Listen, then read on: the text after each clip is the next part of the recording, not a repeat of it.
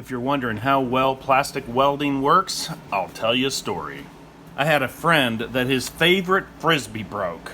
So he brought it to me and we plastic welded it, and he uses this thing all the time. And as you can imagine, a Frisbee takes a lot of abuse. So the plastic weld over all these years stayed put, and now a new crack has formed. So of course I'm going to plastic weld this. I'll show you how I did it. Any soldering iron will work for this. Make sure the plastic pieces are in the right orientation. It's important that you have good heat penetration here. So we'll start at the one end, heat it up, and then push it back and forth like this, and just keep that puddle moving.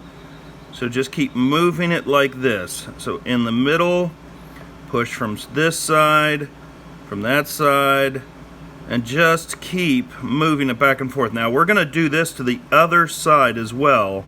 Now before I start on the other side, I need to let everything cool.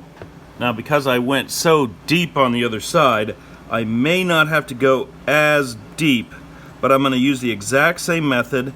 You melt it at the crack and push it in. Melt it right there at the crack and push it in. And you can see this really forms it nicely together. Now a material like polyethylene, there's not a glue on the planet that's gonna work.